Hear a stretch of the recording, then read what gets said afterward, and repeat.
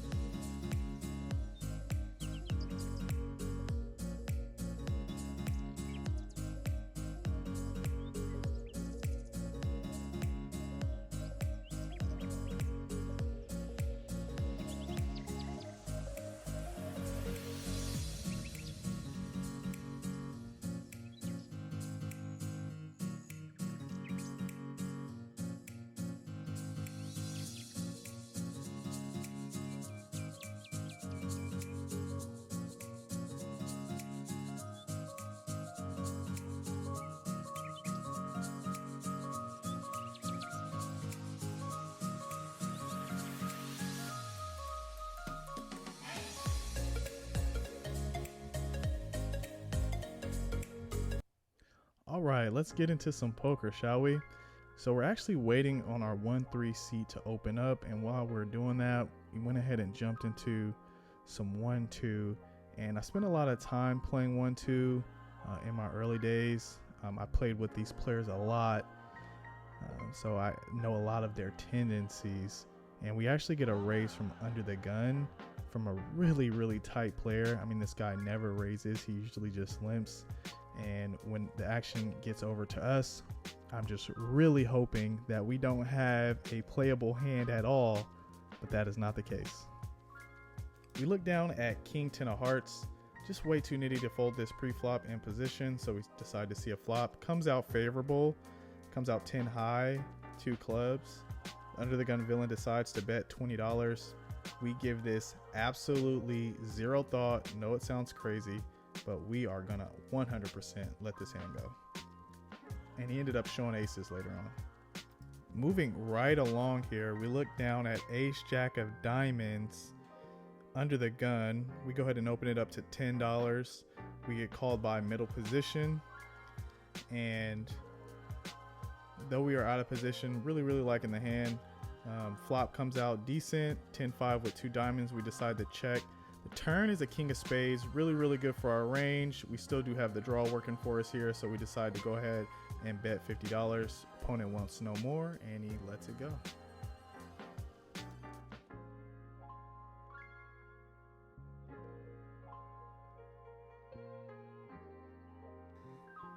Bit of an action table here. We get a raise from under the gun 1. We get a call for middle position. The cutoff calls. We're on the button. We look down at pocket 5s. Gotta see a flop with this one. Really getting the right odds here. Flop's not too great. Queen 7. Not really gonna take a chance here. We go ahead and check this back, hoping we hit a 5 on the turn, which we do not. The middle position player goes out and bets $20. Cutoff thinks it over and decides to call. No more set mining for us as we go ahead and let this one go. Picking up a bigger pair here. This time there's a limp from under the gun. We're in the middle position, decide to bump it up to $12. And we get called by the big blind as well as the under the gun limper. Flop's not too bad though. It's 10-7-5. We're blocking a lot of the draws, a lot of good straight draws that these players would have. So we decided to go ahead and bet our range here for $20 against a bunch of passive players. Really going to just play this hand straight up, to be quite honest. So we're not too worried about much. And when we bet, they both fold.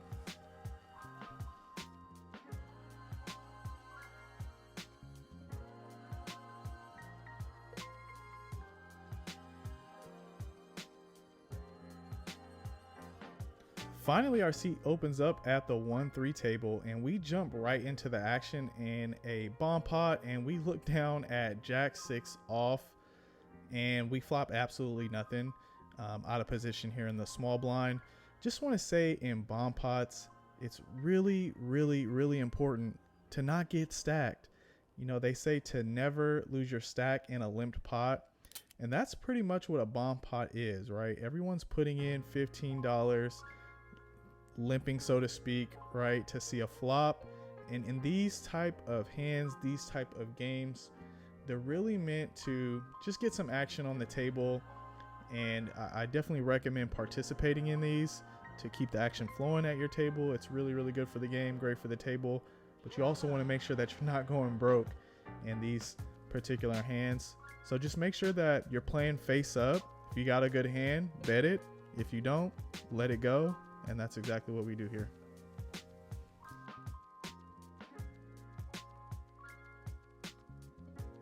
We've been folding for quite a while. We finally pick up a decent hand here in middle position. There is a limp, so we go ahead and open it up to $20 with ace 10 off. Not the greatest hand, but the best hand we've seen in a while. Flop's not great, 7-5-3. Checks over to us. We decide to go ahead and bet our range here, $15. Not a lot of made hands this player could have other than sets. Really doubt they have 4-6. So when the turn is a 9, though we don't have anything, we're going to go ahead and play our image here.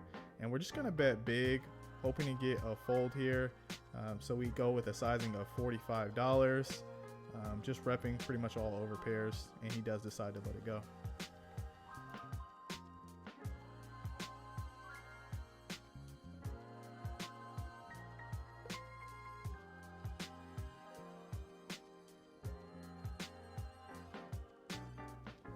Finally, we pick up a good hand at this large table. We look down at pocket queens in the small blind. There was a open for middle position for $15. So we decided to raise it up to 60, and we get called by the original raiser. Flop's not so great. King 6 deuce 2 hearts. We are out of position, and a lot of the time in 3-bet pots, out of position pretty much all the time. We're going to go ahead and check our range. That's what we do. And the villain decides to check behind, which pretty much lets me know he does not have a king. Not with a flush draw out there. It's very unlikely that he would have a king and check this board back. So when the turn is a 7 of diamond, bringing 2 flush draws out there, we decide to go ahead and bet our hand for protection. And we're not going to make it small, as this player, as you can see, has a lot of chips. So we make it 75, and he decides to let it go.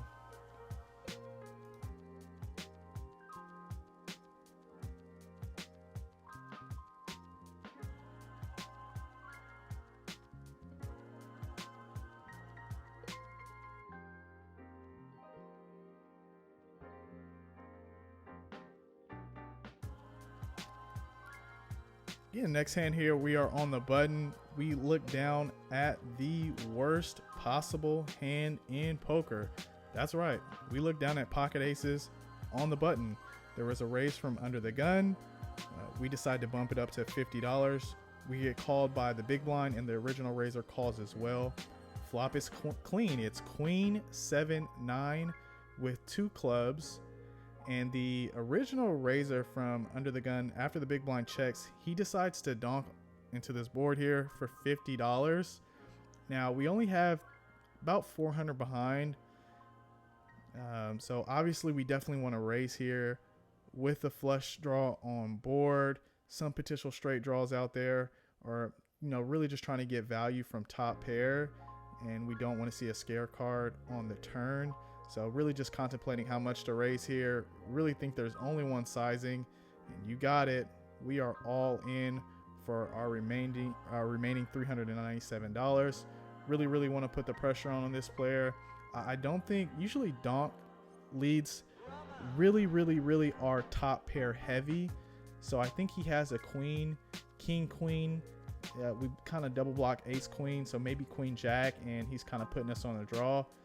He decides to flick in the call, and that's exactly what he has. He has king, queen here, hoping for a clean run out. That's exactly what we get. Ace on the river for good measure. Didn't actually need it, but hey, for the first time in a long time, our pocket aces hold here against an action player in a very big pot. And hey man, the good times are rolling. I mean, what can I say? Picking up pocket aces, holding, getting it all in, and holding all the way to the river. It doesn't happen often, but it definitely feels good when it does. Papa! I love him. He's so nice. He knew I had top there. Thank you. He knew I was going to call. Service. I'm hungry, service. I had top. Alright, ball pot, guys. Look. Yeah. Bumper. Thank you for leaving. Appreciate that. Now, I never believe in the play your rush theory, but I had no choice in this particular case, as the very next hand after that pot was a bomb pot, and I was on the button, so I put in my $15, looked down at king 9 off, and the flop is beautiful. It's king 10-8. Checks all the way around to us on the button. We decide to check. I think one pair is just too much to bet. Turn is a jack, which is pretty clean, and the hijack, who's a very action player with a short stack, decides to go all in, and we call, and everyone else folds. So here we go to a river, which brings the king of diamonds, which definitely seals it for us in my opinion, but we didn't even need that as he went all in with jack 6. So we end up scooping in another pot here right after we just got aces. We end up winning the bomb pot, and man, what a day. We are running hot. Things are just kind of going our way. Really happy that I decided to continue to play and stop at stones here, and man, is it paying off.